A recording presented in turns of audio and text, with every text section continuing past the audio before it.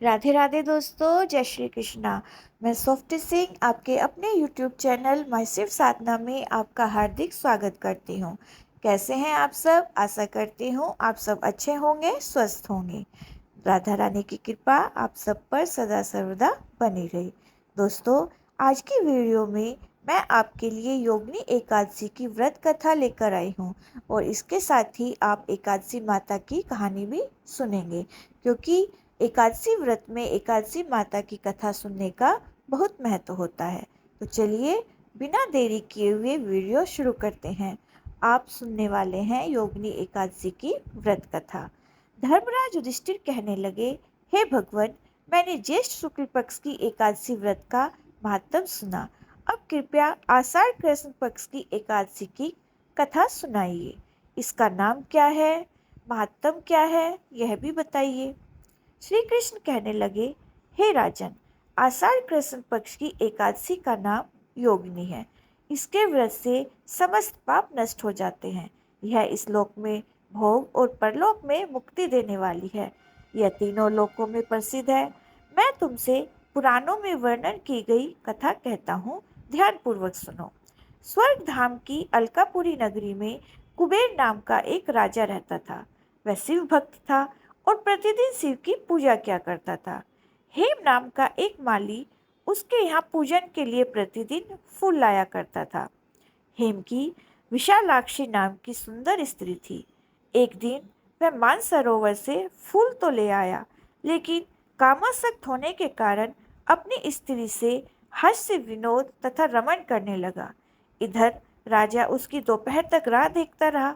अंत में राजा कुबेर ने सेवकों को आज्ञा दी कि तुम लोग जाकर माली के न आने का कारण पता करो, क्योंकि वह अभी तक पुष्प लेकर नहीं आया। सेवकों ने कहा कि महाराज, वह अति कामी है, अपनी स्त्री के साथ हास्य विनोद और रमन कर रहा होगा। यह सुनकर कुबेर ने क्रोधित हो उसे बुलाया। हेममाली राजा के भय से कांपता हुआ उपस्थित हुआ। राजा कुबेर ने क्रोध में आकर कहा, अरे पापी, नीच, कामी, तूने मेरे परम पूजनीय ईश्वरों के ईश्वर भगवान शिव का अनादर किया है। इसलिए मैं तुझे श्राप देता हूँ कि तू स्त्री का वियोग सहेगा और मृत्यु लोक में जाकर कोढ़ी होगा। कुबेर के शाप से हेममाली का स्वर्ग से पतन हो गया और वह उसी क्षण पृथ्वी पर गिर गया। पृथ्वी पर आते ही उसे श्वेत कोढ़ हो गया। उसकी स्त्री भी उसी समय अंतर्ध्यान हो गई। मृत्यु लोक में आकर माली ने महान दुख भोगे। भयानक जंगल में जाकर अन्न और जल के लिए भटकता रहा। रात्रि को निद्रा भी नहीं आती थी, परंतु शिवजी की पूजा के प्रभाव से उसको पिछले जन्म की स्मृति का ज्ञान अवश्य था। घूमते घूमते वह एक दिन मार्कंडेय ऋषि के आश्रम में पहुंचा, जो ब्रह्मा से भी अधिक वृद्ध थे, जिनका आश्रम ब्रह्मा की सभा के समान लगता था। हेममाली वहां जाकर उनके पैरों में गिर पड़ा। उसे देखकर मार्कंडेय ऋषि बोले, तुमने ऐसा कौन सा अपराध किया जिससे तुम्हारी यह हालत हो गई? हेममाली ने सारा वृत्तांत कह सुनाया। निश्चित ही तूने मेरे समक्ष सत्य वचन कहे हैं, इसलिए तेरे उद्धार के लिए मैं एक व्रत बतलाता हूँ। यदि तू आषाढ़ कृष्ण पक्ष की योगिनी एकादशी का व्रत करेगा तो तेरे सब पाप नष्ट हो जाएंगे।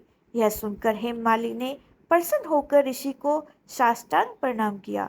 मुनि ने उसे स्नेह के साथ उठाया। हेममाली ने मुनि की कथा अनुसार विधि पूर्वक योगिनी एकादशी का व्रत किया। इस व्रत के प्रभाव से वह अपने पुराने स्वरूप में आकर अपनी स्त्री के साथ सुखपूर्वक रहने लगा। भगवान कृष्ण ने कहा, हे राजन, यह योगिनी एकादशी का व्रत 88,000 ब्राह्मणों को भोजन कराने के बराबर फल देता है।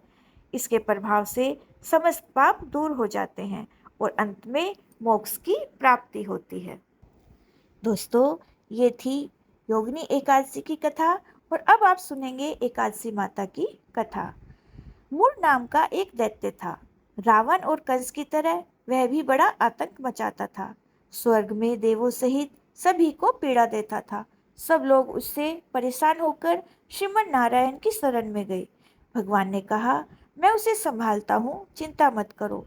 भगवान मूर के साथ युद्ध करने लगे, लेकिन अपनी सारी शारीरिक शक्ति लगाकर भी भगवान कुछ नहीं कर सके। भगवान को युद्ध के मैदान से पलायन करना पड़ा। वे हिमालय की एक गुफा में छिप गए। मुर भी उनका पीछा करता हुआ वहां पहुंच गया। भगवान ने ध्यान करना शुरू किया और उनके मन से एक शक्ति उत्पन्न हुई, उनकी मानसिक शक्ति। इस शक्ति ने बाहर आकर मुर को अपनी तलवार से मार डाला। हम जानते हैं कि शरीर में 10 इंद्रियां हैं, 5 ज्ञानेंद्रियां और 5 कर्मेंद्रियां। 11वीं इंद्रिय है मन।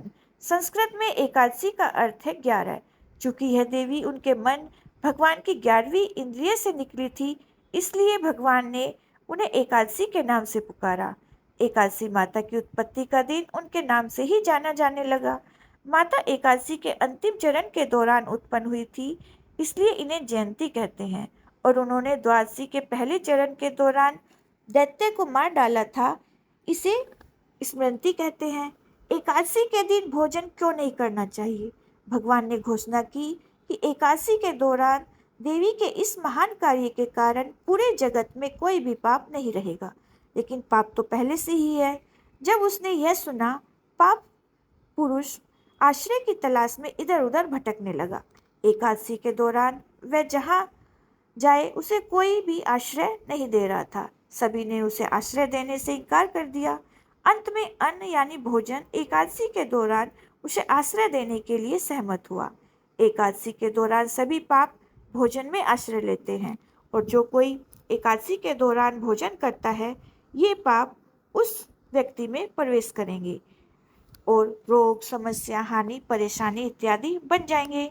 एकादशी देवी को विष्णु भगवान की कन्या भी कहा जाता है, क्योंकि यह भगवान की मानस पुत्री है। उनकी मूर्ति पूरी जगन्नाथ मंदिर और द्वारका धाम में है। भगवान के धर्म की रक्षा के लिए जितने भी अवतार हैं, वो सभी एकादशी के दिन ही हुए हैं, इसलिए यह इतना पवित्र दिन है। तो ये थी एकादशी माता की कथा। प्रेम से बोलिए विष्णु भगवान की जय, एकादशी माता की जय। दोस्तों, वीडियो पसंद आए तो प्लीज़ वीडियो को लाइक करिए और मेरे चैनल को सब्सक्राइब करके बेल आइकन को प्रेस करिए, ताकि आने वाली वीडियो की नोटिफिकेशन आपको समय पर प्राप्त हो सके। तो मिलती हूँ मैं आपसे अगली वीडियो में। तब तक के लिए नमस्कार।